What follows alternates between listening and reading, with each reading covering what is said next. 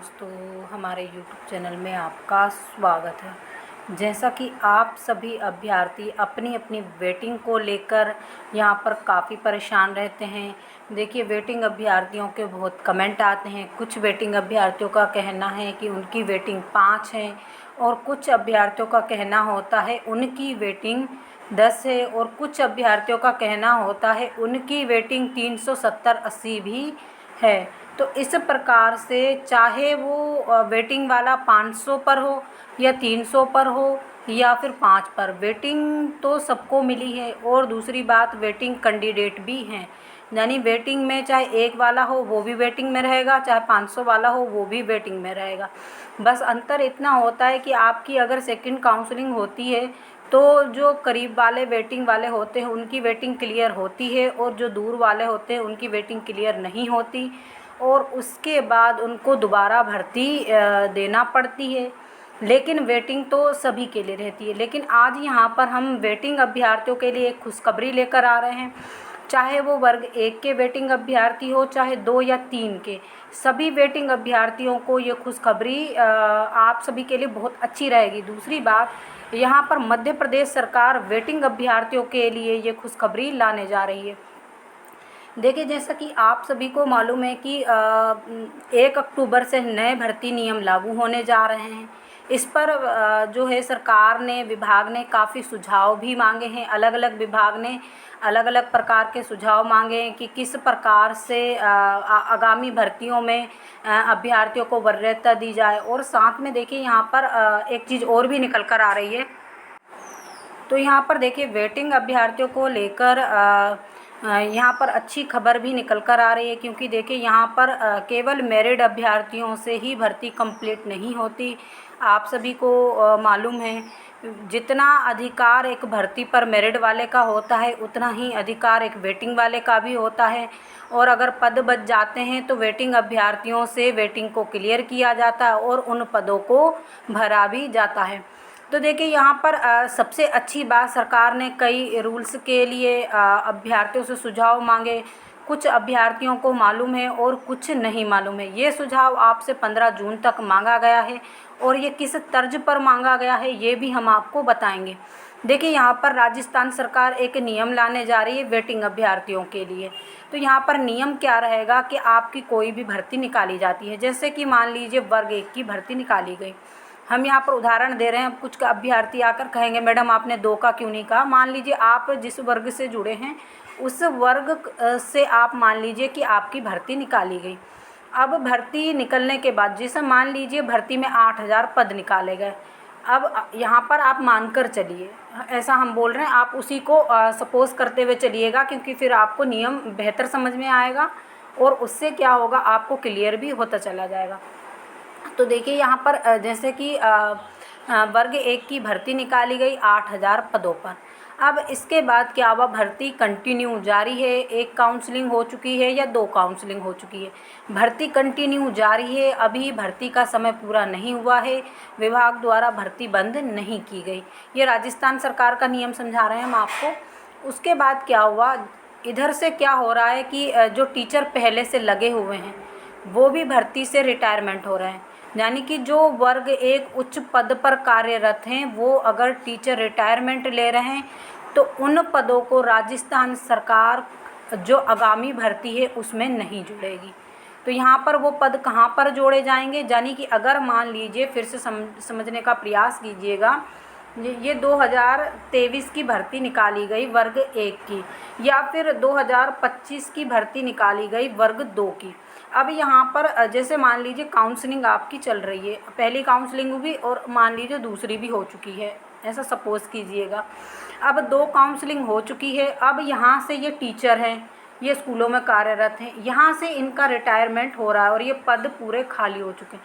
तो ये पदों को क्या किया जाता है, सरकार द्वारा जो आगामी भर्ती यानी 2026 की भर्ती निकाली जाएगी, इन पदों को 2026 में काउंट किया जाना था।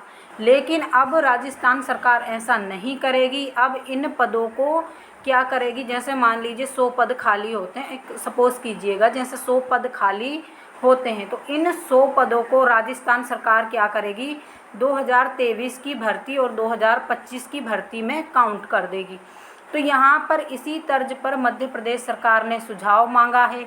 क्या ये नियम अच्छा है और क्या इसे भर्ती नियमों में लागू करना चाहिए? यानी इधर से जो टीचर हैं वो रिटायरमेंट लेते जाएंगे, इधर से जो पद खाली होते चले जाएंगे वो आपको मिलेंगे। अगर मान लीजिए आपकी भर्ती क्लोज हो चुकी है, अब मान लीजिए 23 की भर्ती थी तो 26-27 में क्लोज हो चुकी है।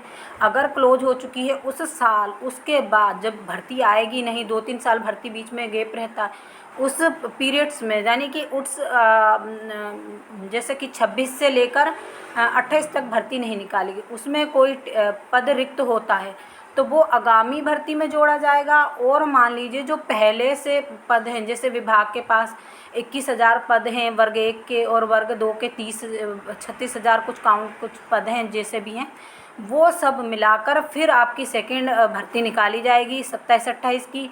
लेकिन अगर आपकी भर्ती चल रही है, जैसे अभी वर्ग 1 और 2 और 3 की भर्ती चल रही है और इधर से टीचर रिटायरमेंट ले रहे हैं, तो वो पद कहाँ पर जोड़े जाना चाहिए? आपकी इसी भर्ती में जोड़े जाना चाहिए।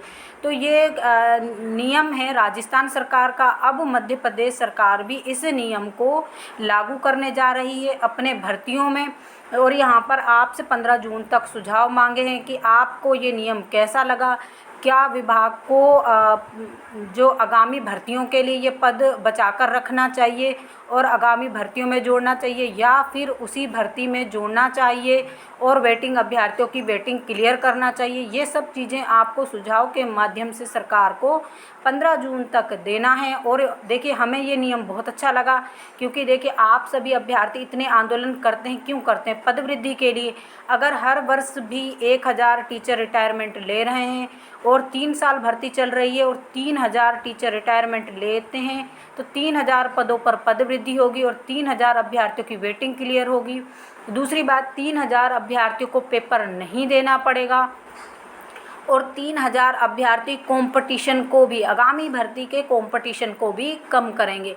अब यहाँ पर ये चीज़ तो हमें अच्छी लगी और सरकार को ये नियम लागू करना चाहिए। बाकी आप भी अपने सुझाव 15 जून तक दे सकते हैं और हम तो यही कहते हैं कि आपको भी इसी प्रकार का सुझाव रखना चाहिए, क्योंकि यहाँ पर वेटिंग अभ्यर्थियों को सबसे ज़्यादा बेनिफिट होने वाला है। जितने साल भर्ती चलेगी उतने साल, अगर मान लीजिए आप जैसे बोलते हैं ना कि एक भर्ती अब पंचवर्षीय योजना हो चुकी है, अभ्यर्थियों का कहना है।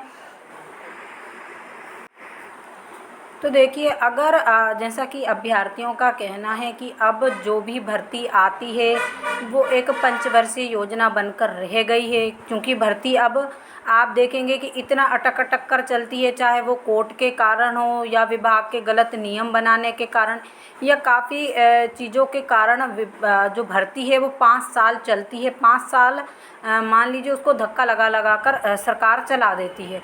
तो 5 सालों में जितने भी पद खाली होंगे, 3,000, 4,000, 5,000, उन सभी पदों पर पद वृद्धि की जाएगी। और ये नियम हमें तो बहुत अच्छा लगा। बाकी आप लोगों को कैसा लगा, इस पर भी आप अपने सुझाव रखिएगा।